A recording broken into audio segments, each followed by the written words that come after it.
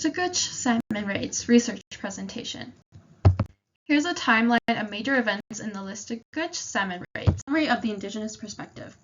On June 11, 1981, 500 police officers marched through Listuguj, beating and arresting residents, seizing boats and fishing nets under orders from the Quebec government.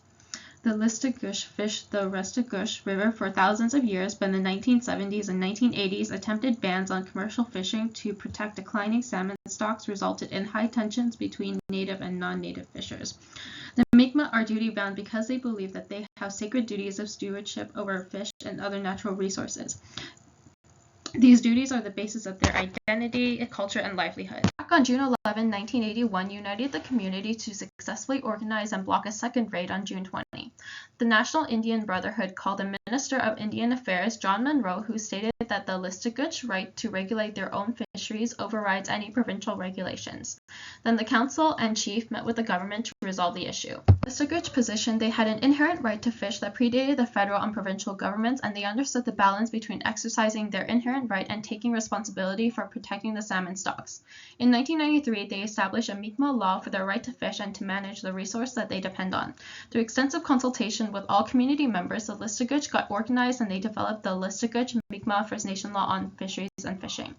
This law was passed in 1995. It sets conservation targets, outlines rules about how fish are to be harvested, and identifies areas that must be protected. Of Canada's perspective. In 1977, the first party Quebecois government announced the end of private hunting and fishing clubs. Now the government wanted all to be treated equally, but the ancestral rights of the First Nations were forgotten. In early June 1981, Quebec asked the Mi'kmaq to stop their traditional net fishing. Hunting and fishing chroniclers published newspaper articles almost unanimously against Indigenous communities.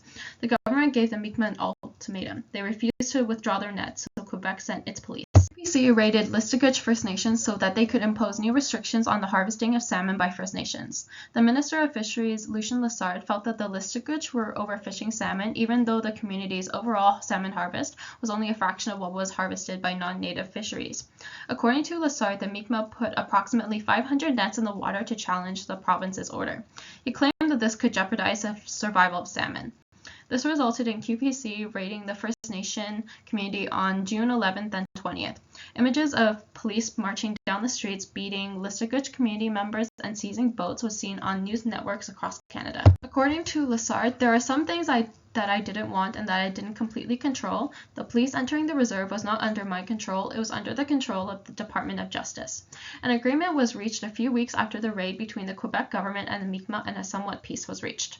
40 years later, the Parti Québécois minister in charge of the file said that the authorities' reaction may have been too harsh. The outcome: the Listuguj people fish the river sustainably, enforcing the law when it's violated by native or non-native fishers. The community benefited with dozens of community members employed to manage this resource. The beneficiaries, including the Listuguj Mi'kmaq First Nation, the salmon, the Listuguj River, and Canada as a whole.